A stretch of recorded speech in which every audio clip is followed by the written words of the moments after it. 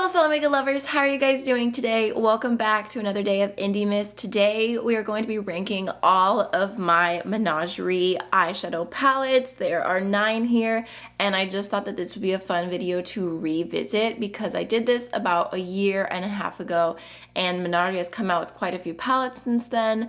My rankings have changed since then, so I just thought it would be a good one to redo and hopefully y'all will enjoy it. Before we jump in, if you are new to my channel, I'm so happy to have you here. My name is Amy. I have a passion for doing content surrounding indie brands, just talking about brands that are independently owned, some small businesses. I think that there's so many hidden gems out there once you get past all the mainstream makeup, and I love to focus on that. So if you'd like to hear more from me, you'd like to see more of my videos, don't forget to hit that subscribe button. Now let's go ahead and jump on in. So the palette ranking in 9th place is going to be the Menagerie Violet Ink palette. I feel like this one has just not done it for me. It's funny because I love a purple moment, I love a cool tone moment, especially right now.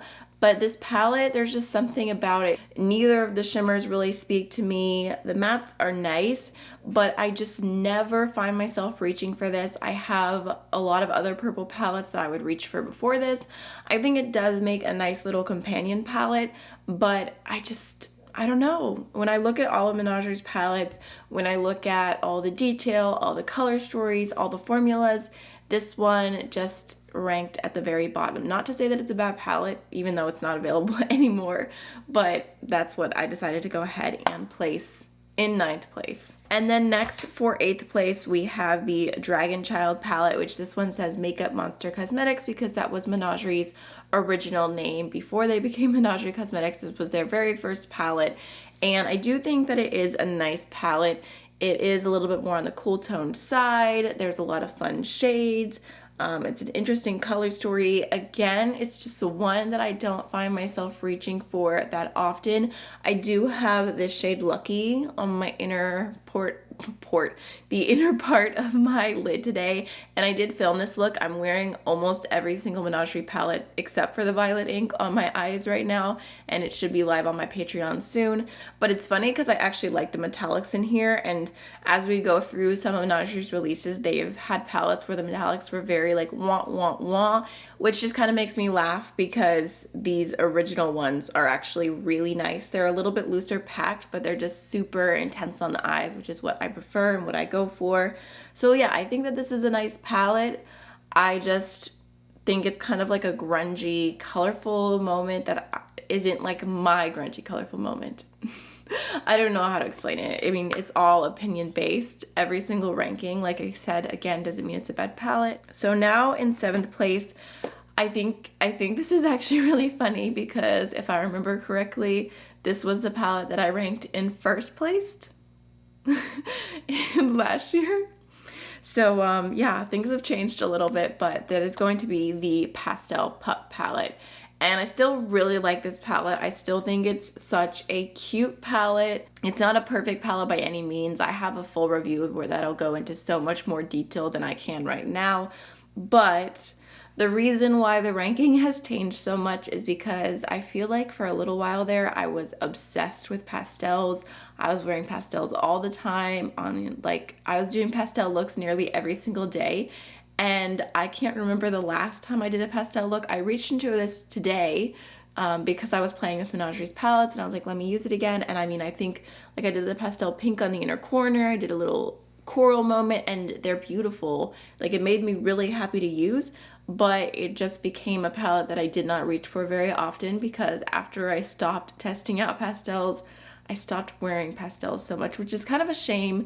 Maybe it's like following spring, when like that's the makeup vibe I'm going for, I'll get back into this again. But as for right now, it's ranked number 7 just because I feel like every other palette here I reached for more than this one, even though this one is still so cute. Even though some people said that the seal looked a little creepy. Okay, so in 6th place is going to be the Feral palette. This one I bought at the same time as the Dragon Child palette, if I remember correctly, and mine is a little funny because they made it one way and then they changed two of the shadows, but I liked one of the shadows, this one right here, so I kept it in the palette, and then there's a different one. So this is not the exact version, basically, if you were to buy the Feral palette today. But the thing is I really like the pinky tones that are in here. I really like the grungy tones that are in here. And even though this is more of like another like fun kind of random all around color story, I feel like it's one that I've reached for a lot. I really like the neutral tones that are in here too. And even though, I mean, I guess by itself, it's not exactly my favorite color story, it is one that I find myself pulling into, like wanting a specific shade. The shade Pack Leader I think is so pretty. I have that on the like outer half of my lid today, and I just feel like it's giving me all the pinky vibes. So yeah, I think this is a fun one, and for some reason the color story just flows with me a little bit better. Next, going into 5th place, this is another one that I think the ranking changed quite a bit. This is the Whalesong palette, and I believe this is being discontinued, which makes me sad because even though it's in 5th place, I feel like this palette has a special place in my heart, and I think that it's a really, really great palette for blue and green lovers. Like, this color story is just chef's kiss. It is so, so pretty. I have loved this palette so much over our time together. The reason why it's ranked a little bit lower is just because I don't find myself doing super, super bold blue and green eye looks like I did when I first purchased this. I feel like my makeup style has changed a little bit, and one of the things that really holds me back from using this palette as much as I would use it if it didn't do this one thing is the staining. I know there's like different tricks and like oils and stuff you can use, but I just find the staining on this palette to be so incredible that, you know, when I take it off, that's a really loud plane. The next day, like, I feel like I have to wear makeup and I have to cover it up because I'll just have like straight up blue crease. Like, it looks kind of ridiculous, and because I wear less bold makeup, that annoys me more the next day than it used to. So next in 4th place is going to be the Menagerie times Annette's Makeup Corner Serenity palette. So this is the only collab palette that Menagerie has done, but I think it is so cute. It's definitely a little bit more like a rainbow-esque palette, but I really like the like grungier greens. I love this yellow right here on the inner corner. It's just so bright and pretty. Even the orange, I'm not like super into orangey shades, and I did a look with that like 2 weeks ago, and I put that all over the lid with some like really fiery warm tones, and I thought it was so pretty. I was kind of a little shook. I think this isn't my absolute favorite color story, but one of the reasons why it ranks a little bit higher is because the formula is really great. You'll see that Menagerie's newer palettes are ranking better, but I don't think that has to do with them being new. I think that has to do with them being a better formula, because they've kind of like gotten to the perfect place with their mattes to where they're still super pigmented, but they're also not like having fallout all over, and they're also not staining as much, but they still blend really well. And I feel like they've kind of gone through a few different formulas where like sometimes they're more hard pressed and they're not as pigmented, or they're like so pigmented but they're like falling all over and they're super messy. So I feel like the newer palettes from this last year have like perfected the matte formula. So anyways, I really like the formula in here and the shimmers in here. Although they're not perfect, they're definitely a lot better, and they're really smooth. I really like this shade right here, Chrysalis. I like the shade Evolution. This blue shade when used with a wet brush is stunning.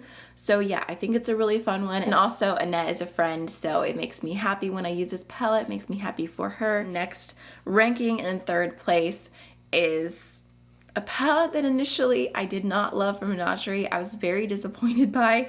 This is the Menagerie Killer Purr palette, and this is like their most neutral palette. So this one, the formula is not my favorite. I feel like this is probably my least favorite formula that they ever did with mattes, because it's a little bit like the harder pressed, a little bit drier, and I just feel like some of their other mattes just blend easier, and I'd rather have that more pigmented messy matte than to have like a harder matte that I just feel like could have been a little bit smoother.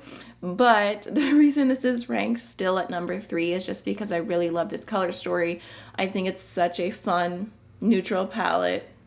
I feel like I go back to it again and again.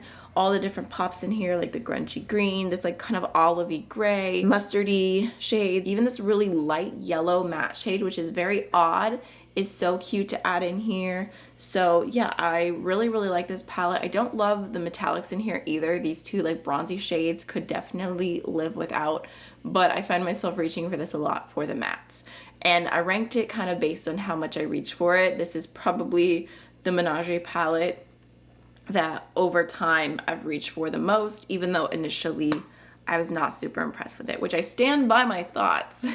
I feel like the matte formula did change a little bit in this one, but I can still make it work, and I make it work because I love the color story. Okay, so now coming into second place is the Indigo Ink palette, which I know for a lot of people was like a complete pass. A lot of people didn't like this color story, but I think the color story is fun.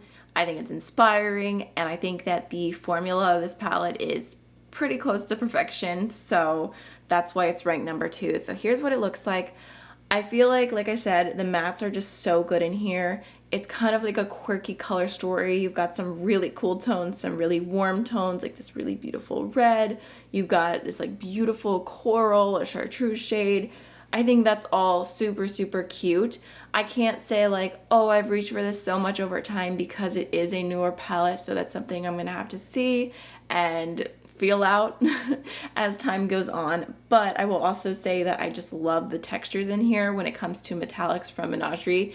This palette is killing it. They've got some different really beautiful duochromes. They've got like a satiny shade, and then they've also got this shade, which is a duochrome but super sparkly.